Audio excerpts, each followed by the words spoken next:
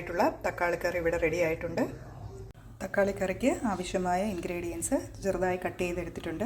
ഇവിടെ നമ്മൾ എടുത്തു വെച്ചിരുന്ന സവോള ചെറുതായി അരിഞ്ഞു വെച്ചിട്ടുണ്ട്, കറിവേപ്പില, പച്ചമുളക്, അതുപോലെ തന്നെ ഇഞ്ചിയും വെളുത്തുള്ളിയും ചെറിയ കഷ്ണങ്ങളാക്കി വെച്ചിട്ടുണ്ട്, തക്കാളിയും ചെറിയ കഷ്ണമാക്കി അരിഞ്ഞു വെച്ചിട്ടുണ്ട്.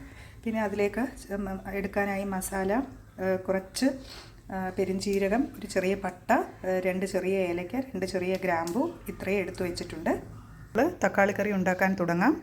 നമ്മളൊരു അടുപ്പ് കത്തിച്ച് പാൻ അടുപ്പത്ത് വെച്ചിട്ടുണ്ട്. 2 സ്പൂൺ വെളിച്ചെണ്ണ ഒഴിച്ചു കൊടുത്തിട്ടുണ്ട്. അതിലേക്ക് കടുക് ഇട്ട് കൊടുക്കുക.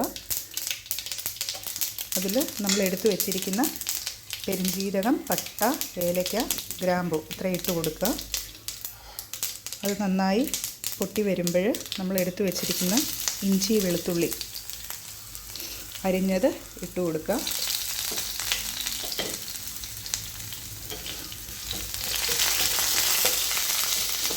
അത് ചെറുതായി ഒന്ന് ഇളക്കി യോജിപ്പിക്കുക.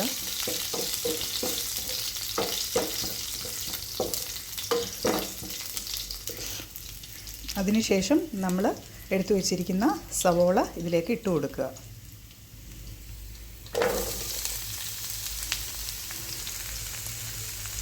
സവോളയിൽ ആവശ്യത്തിന് ഉപ്പും ചേർത്ത് കൊടുത്തിട്ടുണ്ട്. ഇത് നന്നായി വഴറ്റിയെടുക്കുക. ഒരു 2-3 മിനിറ്റ് നന്നായി ഈ സവോള ഒന്ന് വഴന്ന് വരട്ടെ. ഇതിലേക്ക് അല്പം മഞ്ഞൾപ്പൊടി കൂടെ ഇട്ട് കൊടുക്കുന്നുണ്ട്. സവോള ഒന്ന് വഴണ്ട് ട്രാൻസ്പെറൻ്റായി വന്നിട്ടുണ്ട്. അതിലേക്ക് നമ്മൾ അരിഞ്ഞു വെച്ചിരിക്കുന്ന തക്കാളി കൂടെ ഇട്ട് കൊടുക്കുക.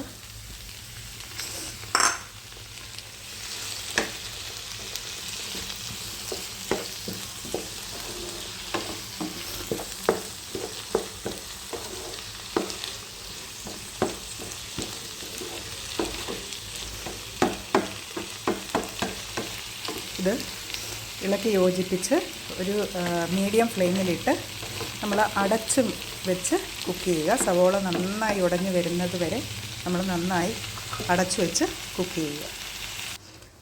തക്കാളി നമ്മൾ അടച്ചു വെച്ച് വേവിക്കുന്നുണ്ട്. ആ സമയം കൊണ്ട് നമുക്ക് ചപ്പാത്തി കൂടെ ഉണ്ടാക്കിയെടുക്കാം. നമ്മുടെ തക്കാളി നന്നായി വെന്തുടഞ്ഞ് വന്നിട്ടുണ്ട്. നമ്മൾ തുറന്നു വെച്ച് തന്നെ നന്നായി വഴറ്റി കൊടുക്കാം. ഹൈ ഫ്ലെയിമിലിട്ട് നന്നായി വഴറ്റി കൊടുക്കുന്നുണ്ട്. ഒരു 10 മിനിറ്റ് മൊത്തത്തിലെടുത്ത് കാണും. അപ്പോൾ നമ്മുടെ ടേസ്റ്റി ആയിട്ടുള്ള തക്കാളിക്കറി ഇവിടെ റെഡി ആയിട്ടുണ്ട്. നമുക്കൊരു സെർവിങ് ബൗളിലേക്ക് മാറ്റാം. നമ്മുടെ തക്കാളിക്കറി റെഡി ആയിട്ടുണ്ട്. ഇന്നത്തെ ബ്രേക്ക്ഫാസ്റ്റ് ഈ തക്കാളിക്കറിയും ചപ്പാത്തിയുമാണ്. അപ്പോൾ നല്ല സോഫ്റ്റ് ചപ്പാത്തിയാണ്, അതുപോലെ തന്നെ സോഫ്റ്റ് കറിയുമാണ്. നമുക്കിത് ടേസ്റ്റ് ചെയ്ത് നോക്കാം.